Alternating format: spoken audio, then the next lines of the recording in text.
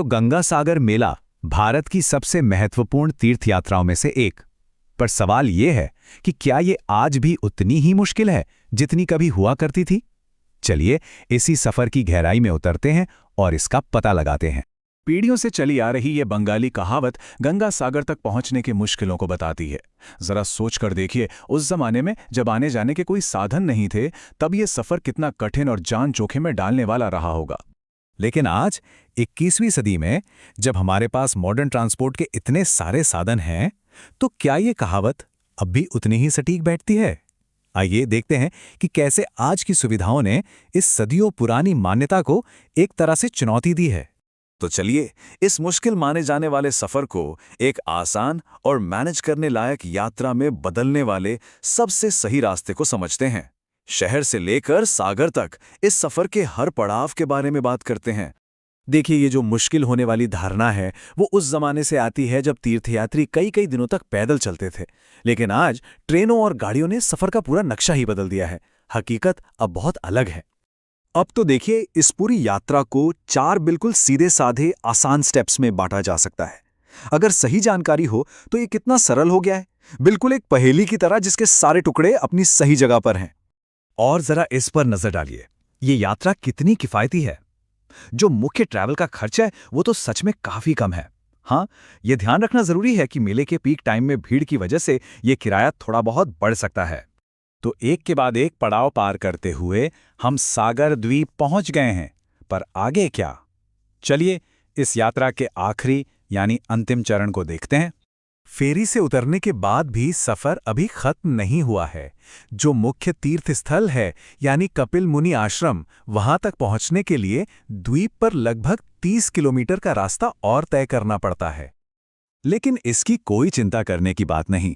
नाव से उतरते ही खाने पीने की बहुत सारी दुकानें और छोटे मोटे होटल मिल जाते हैं।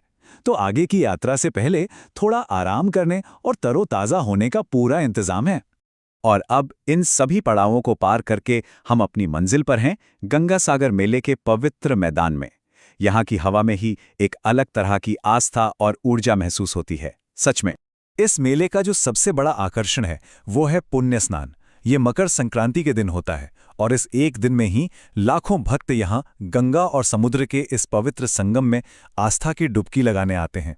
लेकिन गंगा सागर सिर्फ पुण्य स्नान तक ही सीमित नहीं है।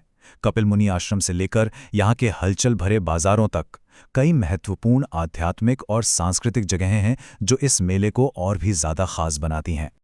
और रात में तो यहाँ का नज़ारा ही कुछ और होता है। पूरा का पूरा मेला मैदान रोशनी से जगमगा उठता है और एक जादुई त्योहार जैसा माहौल बन जाता है जो दिन के माहौल से एकदम अलग होता है। तो अगर गंगा सागर जाने की कोई योजना है तो कुछ प्रैक्टिकल बातों का ध्यान रखना बहुत जरूरी है। और हाँ, इस जगह को सही मायनों में समझने के लिए यहाँ के स्थानीय जीवन और संस्कृति को जानना भी उतना ही अहम है।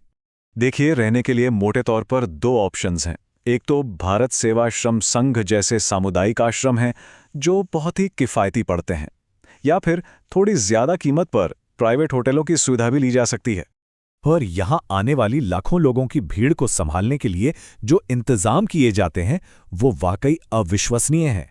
जरा अंदाजा लगाइए, तीर्थयात्रियों की सुविधा के लिए 3000 से भी ज्यादा बायो टॉयलेट्स लगाए जाते हैं। लेकिन गंगा सागर सिर्फ तीर्थ यात्रा के बारे में नहीं है। यहाँ की मछली पकड़ने की संस्कृति भी बहुत पुरानी और गहरी है, जो इस सालाना त्योहार के साथ साथ चलती है और इस जगह को एक अलग ही पहचान देती है। और ये देखना बहुत दिलचस्प है कि कैसे यहाँ की लोकल इकोनॉमी इस मेले के दौरान खुद को ढाल लेती है। तीर्थयात्रियों की भारी भीड़ और उनकी आस्था का सम्मान करते हुए मछली पकड़ने और सुखाने का काम कुछ दिनों के लिए पूरी तरह रोक दिया जाता है। तो हमने इस सफर के लगभग हर पहलू को देख लिया, रास्ते से लेकर मंजिल तक। अब चलिए संक्षेप में समझते हैं कि इन सभी बदलावों का आज के तीर्थयात्री के लिए असल में मतलब क्या है। यात्रा अब इतनी आसान और सुलभ हो गई है कि एक नई कहावत बन गई है जो सीधे तौर पर उस पुरानी कहावत को चुनौती देती है। ये एक नई हकीकत को दिखाती है जहां गंगा सागर की यात्रा एक बार नहीं बल्कि बार बार की जा सकती है।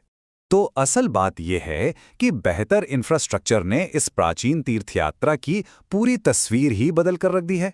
अब ये कोई मुश्किल परीक्षा नहीं, बल्कि एक आसान आध्यात्मिक यात्रा है जिसे कोई भी कर सकता है। और ये हमें एक बहुत ही दिलचस्प सवाल पर लाकर छोड़ देता है।